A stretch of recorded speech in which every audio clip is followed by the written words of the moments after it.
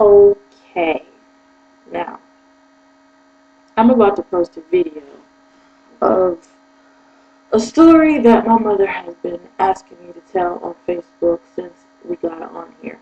And I have my glasses on because I can't see right now, so if you see the glare from the computer screen in the process, please forgive me.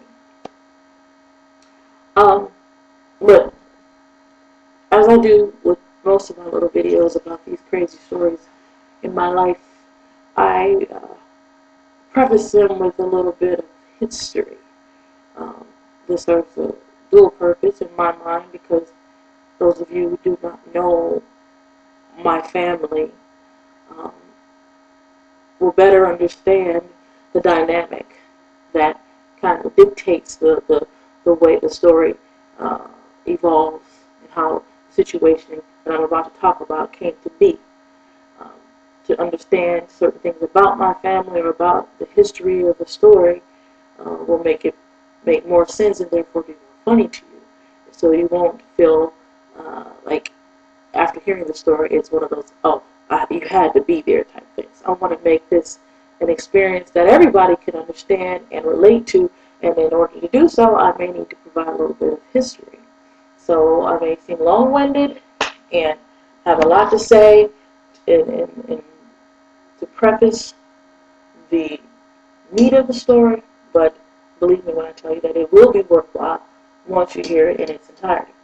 And the second reason is because those of you who do know us may not have realized some of the circumstances under which we had to exist.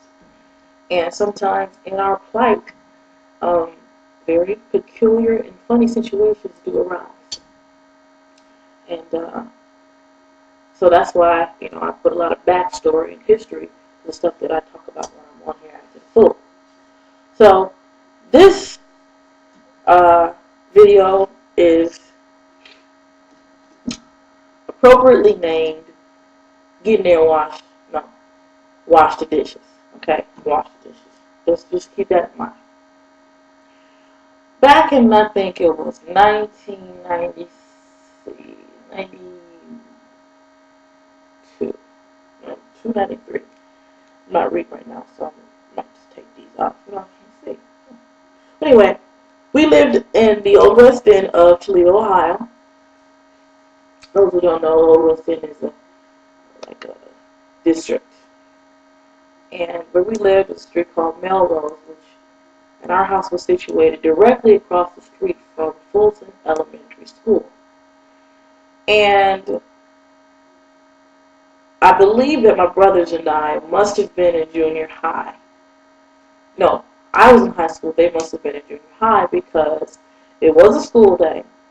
It was in the latter part of the school day. But the elementary school students were still in class. And my brothers and I were at home.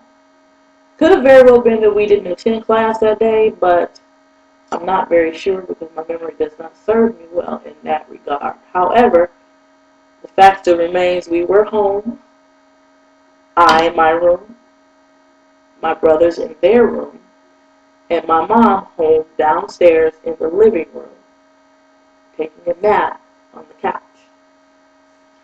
And I'm sitting in my room, and I believe I was listening to music, probably writing some raps. I was a little rapper back in the day, and I had some mad flow. And those of you who know me know,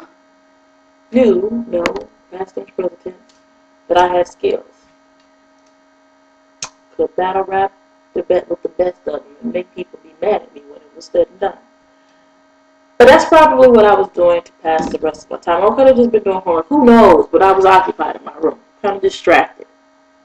Like I said, my mom was downstairs on the couch taking a much-needed nap. The kind of nap that not only are you lying there on the couch and you're getting some good sleep, but it's also one of those you better not bother me naps because her back was facing outward and her face was facing the inside of the couch. So she was laying on the couch looking at the pillows and her back was facing outward. So anyone who came downstairs will come down and see her back and not her face. Okay?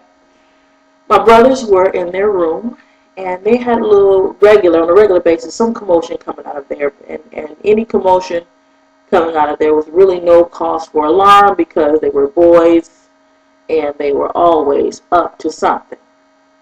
But on this particular day, they were in there, and I was in my room, my mom down on the couch taking her nap, and I heard a little bit of commotion that was tainted slightly with panic.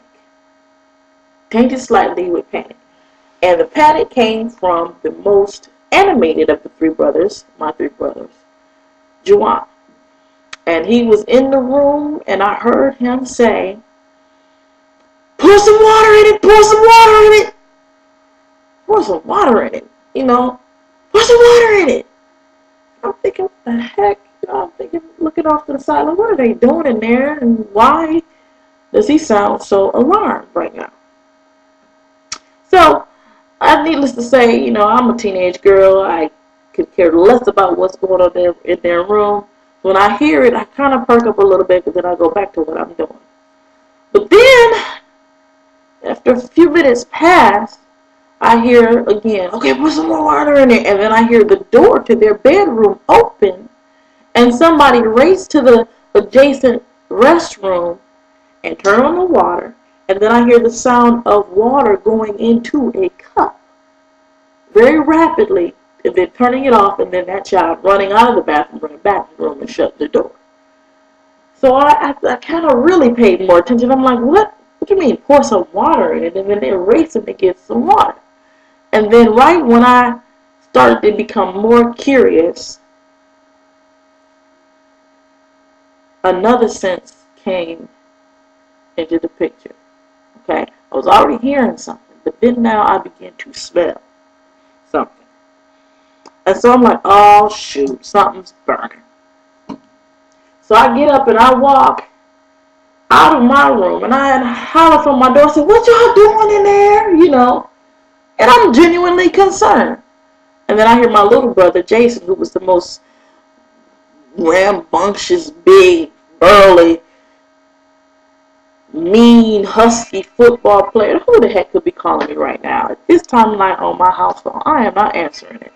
Anyway, I'm like, what the heck? And he said, "Don't worry about it. You don't need to be worried about what we do. You just, he basically told me off. Don't worry about it." So that's when I knew something was up.